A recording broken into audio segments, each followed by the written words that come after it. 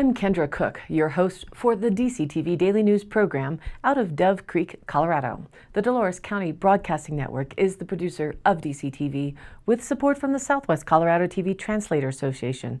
That's the Special District Association that's responsible for bringing the area free-to-access TV stations over the air by antenna. Check it out if you don't know about it.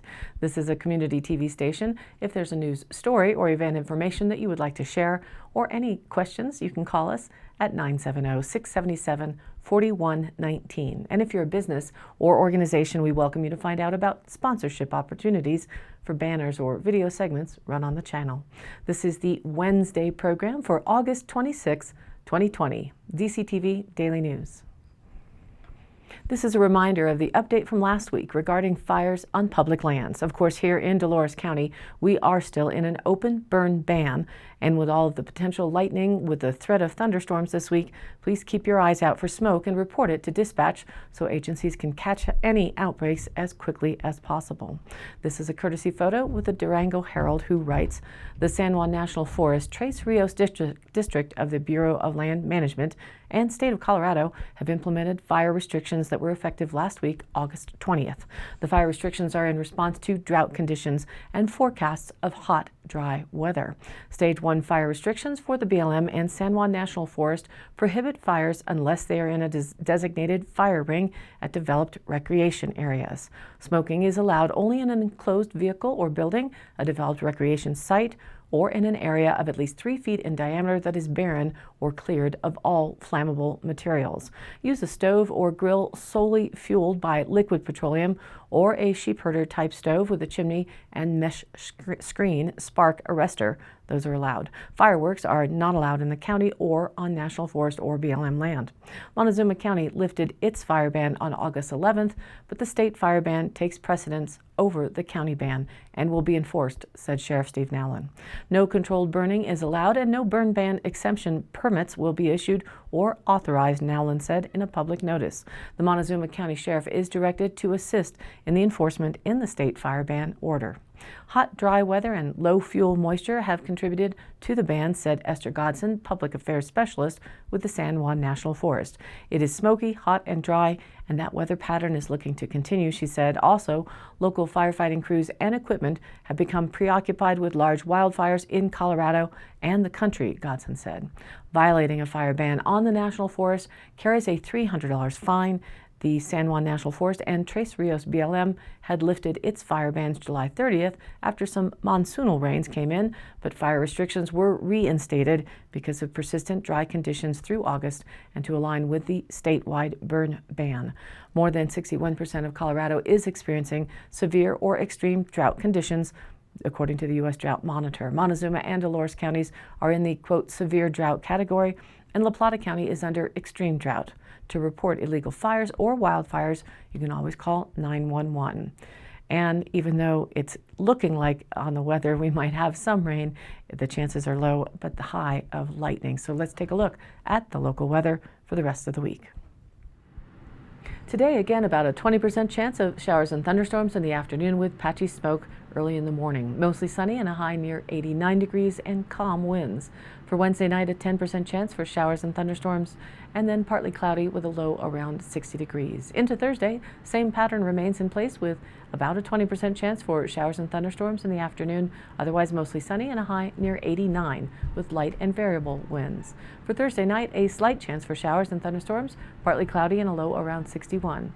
And again, Friday, a 20% chance for showers and thunderstorms, mostly sunny otherwise and a high near 87. Friday night, a slight chance for showers and thunderstorms, partly cloudy with a low around 60.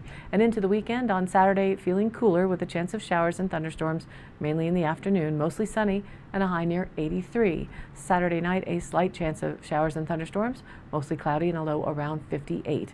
And a potentially lovely day for Sunday, mostly sunny and a high near 83. Sunday night, partly cloudy and a low around 56. Into next week, for Monday, sunny and a nice high around 81 degrees. Overnight, mostly clear and a low around 55. Again, Tuesday for the start of September, mostly sunny and a high around 82. Tuesday night, clear and a low in the mid to upper 50s. And now, back to the news. Naturalnews.com shares information on another threat to affording more wildfires and devastation. The headline is, insect infestations threaten forests, crops, and cattle around the globe. Yes, 2020 and the apocalypse, which means the revealing, is revealing quite a lot of attacks on our species and human life. This is a Getty image of the pine beetle here in Colorado. They write forests and farms around the globe are fighting another crisis, insect infestations.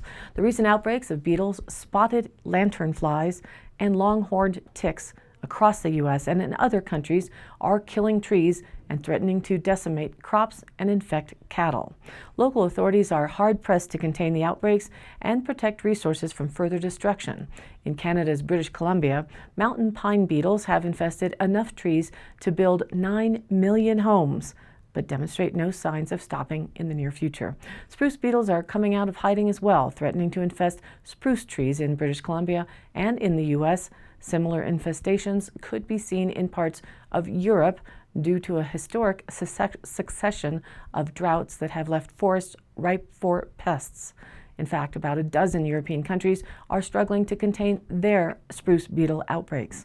State authorities across the U.S. are also sounding the alarm about sightings of spotted lanternflies. The pests, endemic to China and South Korea, feed on more than 70 plant species, including some that are critical to the agricultural landscape in the eastern U.S. Earlier this month, Ohio officials also reported troubling sightings of the long-horned tick, another bug found in China, Korea, and Japan. Officials are concerned that the ticks could transmit fatal diseases to cattle and deal major economic losses. Experts are unsure if these sightings are due to a greater proliferation of bugs or if locals are just spending more time outdoors due to quarantine protocols for COVID-19. Nonetheless, local authorities are encouraging residents to kill bugs that turn up in their areas and to report sightings. Mountain pine beetles had been killing trees in British Columbia for more than a decade. From 2000 to 2015, BC authorities estimate that the pests ruined a total of 730 million cubic meters of pine trees, a huge and unprecedented loss to Canada's largest exporter of timber to the U.S. housing market. Recent projections also indicate that the beetles could kill more than half of British Columbia's marketable pine trees in 2020. More than half. BC officials have expressed grave concerns that the ongoing beetle infestation could exacerbate the soaring prices of lumber in the global market due to the ongoing pandemic. In the U.S., people are scrambling to repair their homes during the quarantine, thus tightening remaining lumber supplies. In fact, the demand for lumber has surged beginning late March, but producers expect this strong demand to continue into this fall. Experts point to human interference and rising temperatures as the major culprits behind the unprecedented proliferation of mountain pine beetles in British Columbia. In order to protect their forests, authorities from neighboring regions took to cutting and burning infested pine and spruce trees. Besides this technique of cut and burn, Canadian lumber producers are also looking to expand their operations in the southern U.S. as the beetle infestations continue to decimate areas of forests. Nonetheless, experts maintain that the U.S. is far from running out of timber. That's a good thing. In addition to COVID-19 related restrictions, some states are also placing counties under quarantine to curb the spread of spotted lanternflies, an invasive pest that can cause significant damage to plants, crops, and trees. In total, the six-legged threat has infestations in 4 states and has been found in 8. Pennsylvania has placed 26 counties under quarantine earlier this month due to these infestations. New Jersey followed suit on Sunday, August 16th, and quarantined 8. The insects had been sighted in Pennsylvania for the first time in 2014. Experts suspect that the pest had traveled from China to the U.S. by hitching a ride on a shipment. State entomologists believe that the recent infestations are the result of a lack of control. The flies are invasive insects that have no natural predator, leaving it up to residents to control their populations. In fact, state officials are encouraging residents of quarantined counties to do their part in curbing the infestations by killing adult spotted lanternflies and scraping their egg masses off of trees and surfaces. Both states have also launched efforts to scour their most affected areas for the tree of heaven, an invasive tree species that scientists believe the spotted lanternflies need in order to reproduce. In the Midwest, officials with the Ohio Department of Agriculture, the ODA, have confirmed sightings of the notorious Asian longhorned tick in Gallia County. The tick was first detected on a stray dog in the county, which was later transported to a shelter in Canal, Winchester. The tick was then sent to a federal lab for confirmation of that species. Since 2017, the longhorn tick has had confirmed sightings in 13 states, according to recent reports from the Center for Disease Control and Prevention, who must be very busy these days. In other countries, the Asian longhorn tick is known to transmit serious illnesses to people, such as Lyme disease and Japanese spotted fever. The tick can also be a carrier of other pathogens and, if left to proliferate, could cause massive infestations on both animals and people. Moreover, female longhorn ticks can reproduce without a male. Therefore, it takes just one tick to create an established population in a new location, said ODA State Veterinarian Tony Forshee. Tick populations also tend to be greater in or near counties with large horse, cattle, and sheep populations. To protect against possible outbreaks, farmers are encouraged to check their animals for ticks on a regular basis. ODA officials also recommend practicing preventative measures like trimming grass, pulling out weeds, and clearing brushes on pastures to control tick populations. The Journal provided an article on the trend of gun supply tightening while firearm sales surge in the Four Corners. Could it be a rebolstering of people thinking the Second Amendment is more critically important today than ever? Due to all of the violence in the cities we see across America, training and education along with sales is so very important for the Second Amendment as well as being prepared. This is a photo Durango Herald, and the Journal writes that Coloradans bought firearms in unusually high numbers this year, driven by turbulence of the coronavirus pandemic, Black Lives Matter protests, and discussion about defunding the police, that according to dealers and the Colorado Bureau of Investigation. The CBI performed more than 97,000 gun background checks in March and April as firearm sales rocketed during the coronavirus outbreak. This summer, as riots shook large U.S. cities and continue to do so, the demand has not slowed. In July, the CBI approved more than 40,000 background checks and more than 6,000 permits for concealed handgun permits, a nearly 58% spike compared with the previous July 3rd 3,800 permits for concealed handguns. And though throughout July, the CBI performed 282,000 background checks this year, nearly 85% of the CBI's caseload of 335,000 checks for all of 2019. And we're not finished. Gun manufacturers are operating at partial capacity to avoid spreading the virus among workers on the floor. Rock Island Armory in the Philippines, one of the biggest handgun manufacturers in the world, remains closed. Some factories switched to producing the respirators used to treat COVID-19 patients in the early stages of the pandemic. Closer to home, the statewide surge played out last week in Cortez. The gun show at the Montezuma County Fairgrounds last week attracted locals looking for ammunition, which has been in short supply across the U.S. because of increased demand and limited manufacturing. The show also drew sellers and vendors from farther away after cancellations of other gun shows happened in the Southwest. More than 1,600 people visited the gun show and 88 people completed background checks. Because Colorado allows individuals to register up to 3 guns per background check, gun sales at the show actually totaled 95.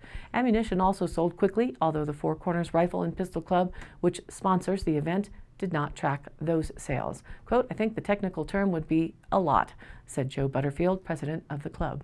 The most popular ammunition sold at the gun show was the 9mm used for handguns and self-defense, Butterfield said. The 17 caliber rimfire, typically used for small game and varmints, such as coyotes and prairie dogs, also was very popular. They pretty much sold out, Butterfield said. Ron Ferguson, owner of RDF Gun in Cortez, took merchandise to sell at the gun show. Normally, he would have 5 tables of handguns, but because of the manufacturing slowdown, he had just 1. Turnaround time for a purchase order is 2 days or 1 week if there is a limited warehouse, Ferguson said. But during the COVID-19 pandemic, Ferguson said orders have taken 4 to 6 weeks to fulfill. There's also a shortage of primers to load the ammunition, Ferguson said, but demand is high. People are worried about the election from both parties, he said.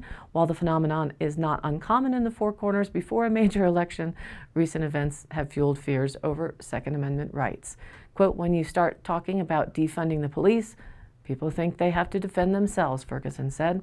Many stores in the Four Corners have reported an increase in the number of first-time gun buyers.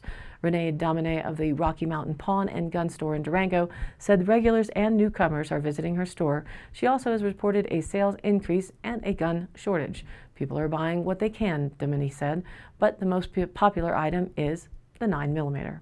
The Rocky Mountain Pawn and Gun Store is on a distribution list, and when supply is available, the store receives it. Recently, new stock sells out in less than 2 days to customers in the area, Domine said. We have people checking every day to find out what we've got in, she said.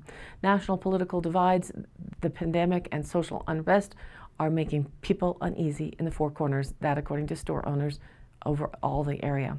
Quote, I hope everything is okay for the United States, Domine said.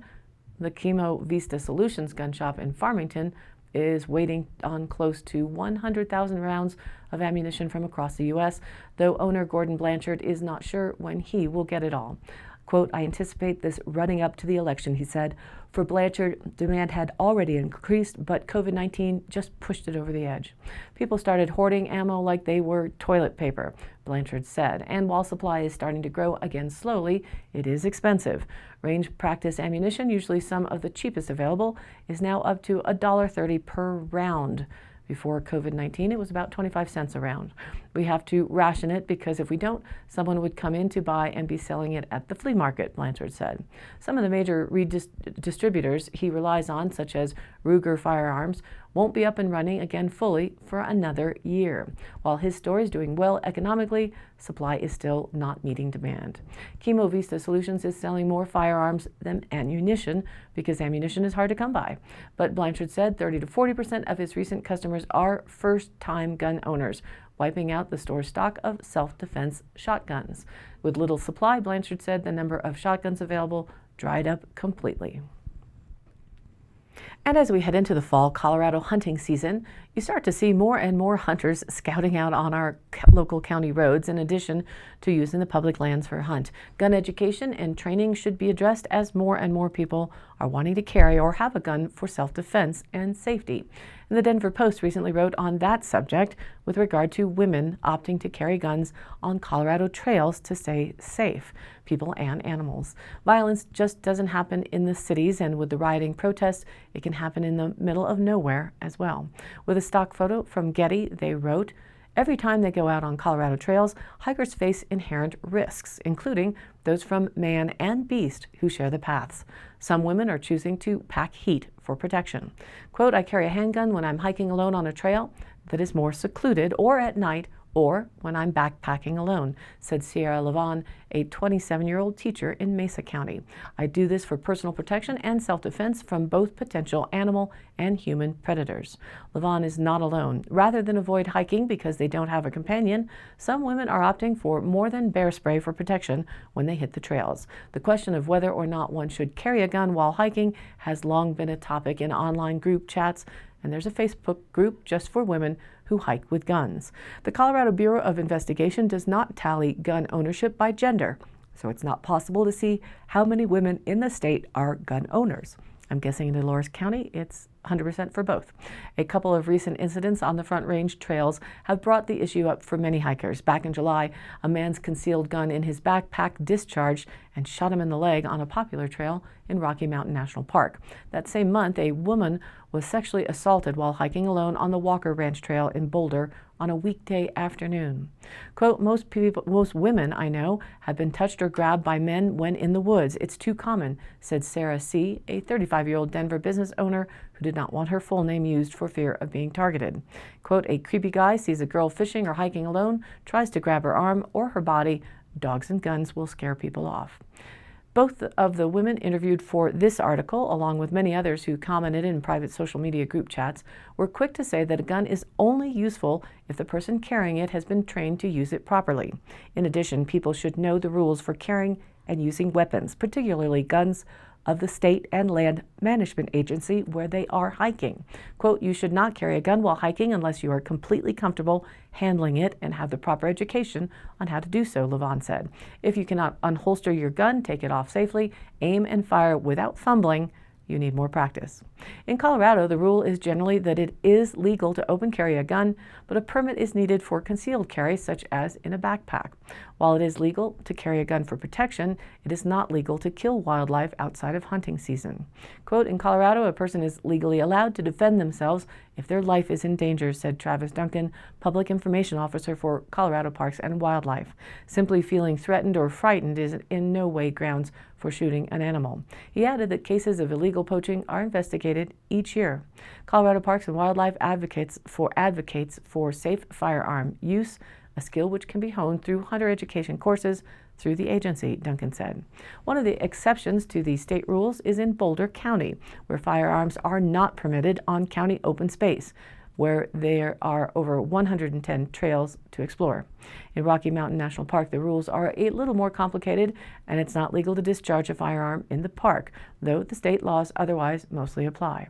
In a statement released after the accidental shooting back in July, park officials said that, quote, firearms should not be considered a wildlife protection strategy. Even those who carry a gun while hiking said that they do not rely completely on it for protection against various elements in the wild. Quote, carrying a weapon is a very serious responsibility, and it's not for everybody, and that's fine, Sarah C. said.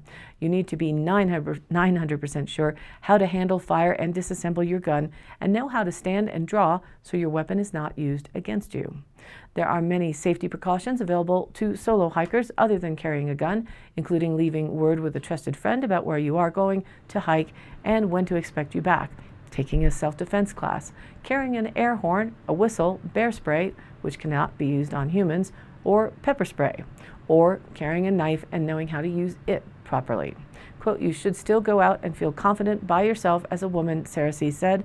I've always really felt competent and confident in the outdoors, but I didn't realize how uneasy I felt with my personal safety until I started carrying a gun.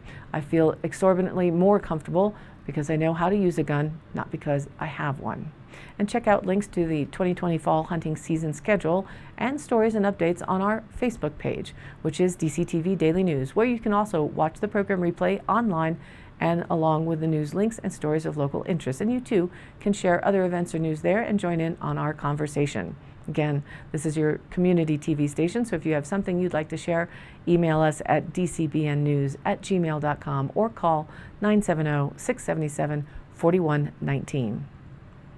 Thanks for tuning in to DCTV Daily News. Programs are broadcast Monday through Friday with replays online on our YouTube channel and DCTV Daily News page on Facebook. And if you do like the program, please like and follow us on Facebook and share it with your family and friends. This has been a production of DCTV for the DCTV Daily News program out of Dove Creek, Colorado, USA. I'm Kendra Cook. Thank you for watching.